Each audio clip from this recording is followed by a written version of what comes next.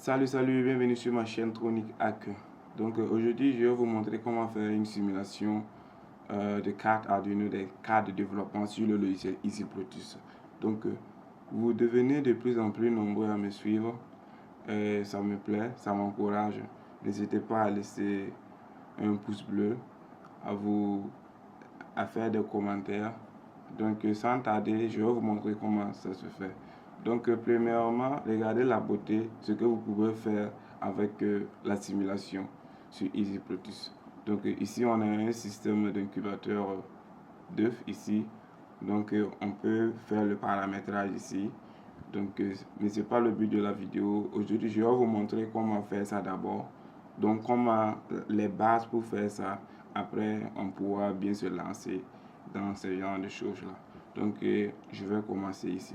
Donc la première chose à faire, je vais vous montrer comment installer la librairie Arduino ici, donc que vous pouvez voir ici.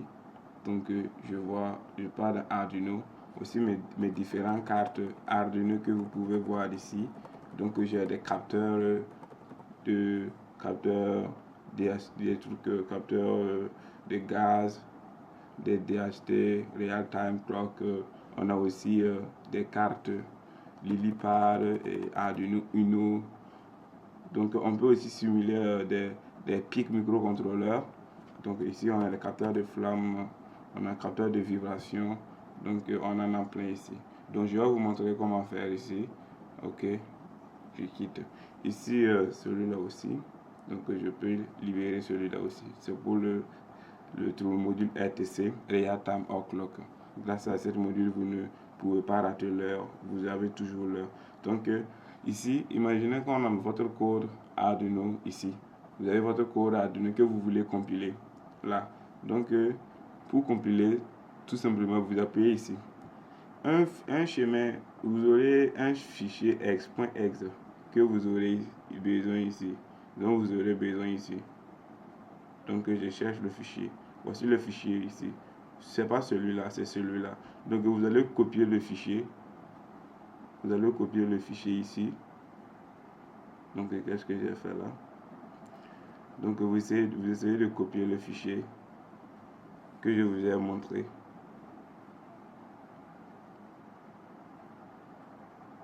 Voilà, c'est ce fichier-là. Voilà, c'est ce fichier-là. Donc on va essayer de copier ça. Toujours ça fait ce type d'erreur là. Voilà, je l'ai eu ici. Voilà, donc vous faites CTRL C, CTRL C pour copier le code Arduino. Ici, si vous n'avez pas, je vais vous montrer quelque chose. Souvent, il y a des gens qui racontent ce problème-là. Donc ici, il y a des gens, s'ils compilent, ils ne trouvent pas ce schéma-là. Donc vous venez ici tout simplement, vous partez sur référence. Ici, vous allez voir ici la case compile. À la case compile. Donc si vous décochez, vous n'allez pas avoir le chemin. Donc si j'appuie ici, si je compile, vous voyez que je n'ai pas le chemin ici. Donc mais si je repars ici dans préférences et yes, préférences ici, et puis j'appuie sur compile, je fais OK, et puis je recompile, vous allez voir le fichier .exe ici. Donc vous allez retrouver votre fichier .exe. Voici le fichier .exe ici.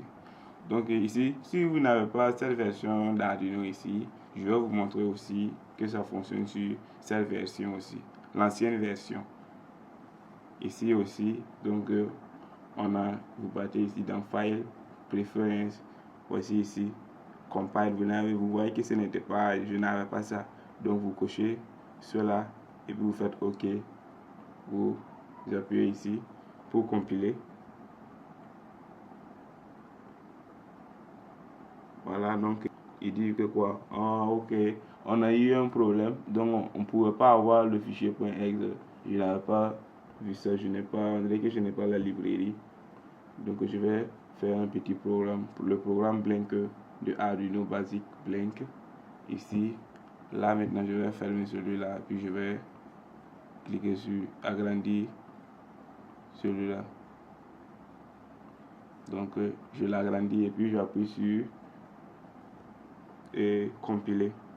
Donc si je compile, vous allez voir que ça se fait ici. Je prends tout mon temps pour bien vous expliquer, pour que vous n'ayez pas de problème. Vous voyez?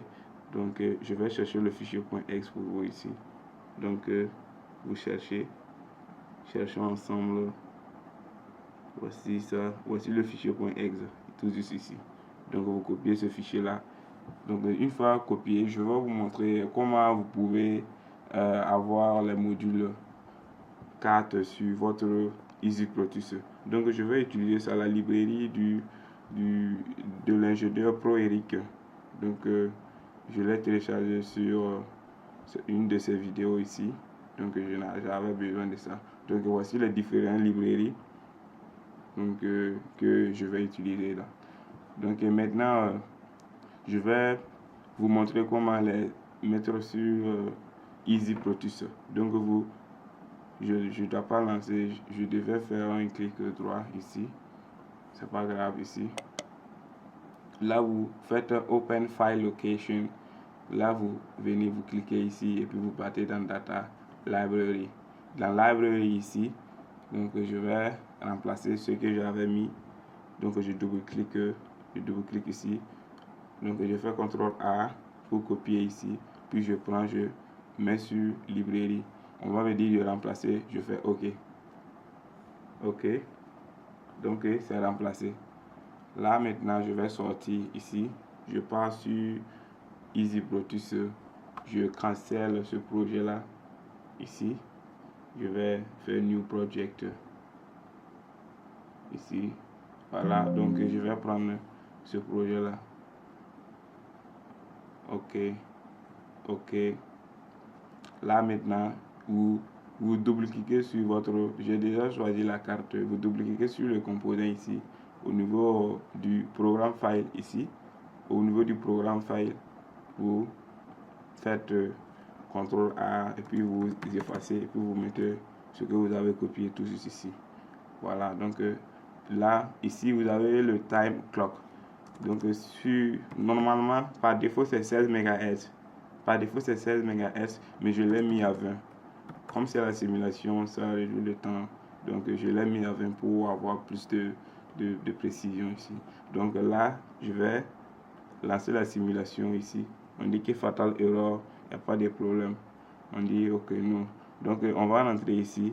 On va essayer de voir le truc qu'on a copié, le schéma, le programme qu'on a copié ici. Là, ok, vous avez qu'on a quelque chose à la fin. Ici, c'est pas bon. Donc je vais effacer. Il faut que vous vérifiez si vous n'avez pas de problème. Là, je fais OK et puis je lance. On met fatal error OK. Donc je vais aller voir ici qu'est-ce qu'on a. On a toujours ce symbole là ici. Je vais enlever les guillemets ici. Voilà, donc je fais OK. Je réessaye ici. Voilà. Vous avez la lettre qui clignote en fonction de ce qu'on a mis ici, les 10 millisecondes. Donc vous vérifiez que vous avez bien copié proprement le fichier .exe. Donc là, la vidéo est finie.